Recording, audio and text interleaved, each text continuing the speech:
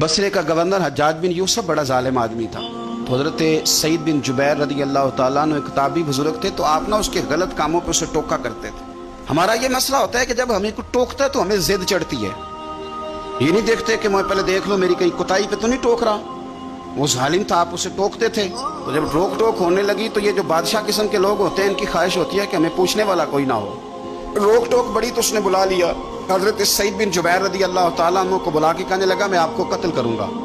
तो आप फरमाने लगे जिस तरह तू मुझे कत्ल करेगा ना, मेरा रब भी तुझे उसी तरह ही कत्ल करेगा।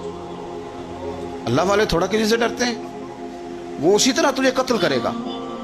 कहने लगा हजरत सईद बिन जुबैर रज़ी अल्लाह तआला अन्हु से कि अगर आप मुझसे माफ़ी मांग लेंगे तो मैं आपको छोड़ दूंगा। तो आप फरमाने लगे माफ़ी तो मैं रोज़ मांगता हूँ, पर सिर्फ अपने रब से। तुझसे काहे की माफ़ी मांगूँ, किस बात की तुझसे माफ़ी मांगूँ। कहने लगा फिर आप बाज जल्लाद से कहने लगा इसे कत्ल करो।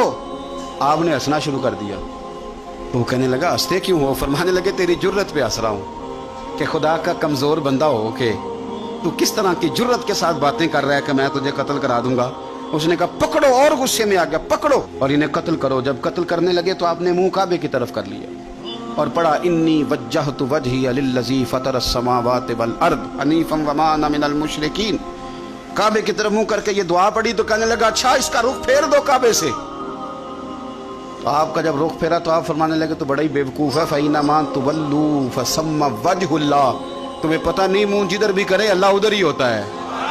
तू बड़ा बेवकूफ़ है, तू काबे से रुख फेर के समझता है कि अल्लाह कोई माज़अल्लाह मुक़य्यद है। इधर रब तो हर तरफ है, जलवा तेरी ज़ात का कू बकू है।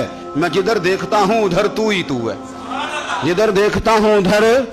जे मैं तेनू अंदर जाना तो फिर मुक़य्यद जाना, तो जे मैं तेनू बाहर जाना तो अंदर कौन समाना। अंदर भी तू है ते बाहर भी तू है ते बुल्ला कौन नुमाना। फरमाया कि भाई हर तरफ ही अल्लाह है। अब उसने पता क्या किया, आपको जब कत्ल करवा रहा था ना तो हज़रत सईद बिन जुबैर ने हाथ उठाया कि अल्लाह मेरे बाद इसे किसी और को कत्ल करने का मौका ना देना। मैं इतनी बात किसी और पर इसे मुसल्लत ना करना। हज़रत सईद बिन जुबैर कत्ल हुए, शहीद हुए तो इतना खून बहा, इतना खून बहा कि खून बंद ही नहीं होता, इतना खून। वो कहने लगा वजीरों से, मुशीरों से, तबीबों से कि इतना खून। तो वो कहने लगे बादशाह ये खून बताता है कि ये बंदा तुझसे डर के नहीं मरा, वरना तो तलवार बंदे के करीब आती है तो खून खुश्क होता जाता है, वरना तो हुक्म होता है सजाए मौत का तो लोगों के कपड़े ढीले हो जाते हैं, जिस्म कमजोर हो जाता है। ये बंदा न डर था इसलिए इतना इसका खून निकला है कि इसे कोई डर नहीं। हजरत सईद बिन जुबैर को कत्ल करने के बाद ना हज्जाज बिन यूसुफ 15 दिन जिंदा रहा है, सिर्फ 15 दिन। कैंसर हो गया पेट में, इतनी तकलीफ हुई कि जिस बीमारी को आज आप कैंसर कहते हैं कि किसी की समझ में नहीं आता था। तबीब गोश्त की बोटी डालता था धागे के साथ पेट में, तो बाहर आती थी तो वो गल सड़ के बाहर निकलती, उसके अपने भी उसके कमरे में नहीं जाते थे। ओ यारो, जुल्म करते हुए लोग सोचते नहीं कि इसका हिसाब कितना भयानक होगा।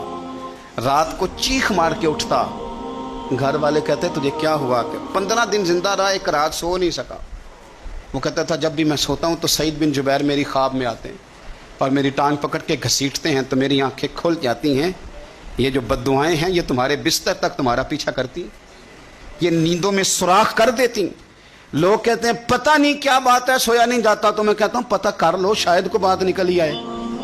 पता कर लो, देख लो, गौर कर लो, तवज्जो कर लो, शायद को बात निकल आए। अगर निकल आए ना तो फिर तौबा कर लो, और अगर निकल आए तो फिर माफी मांग लो, अगर निकल आए तो फिर अल्लाह से डर जाओ, अगर निकल आए तो फिर एहतियात कर जाओ। लेकिन बातें निकलने पर भी हम मानने को तैयार है।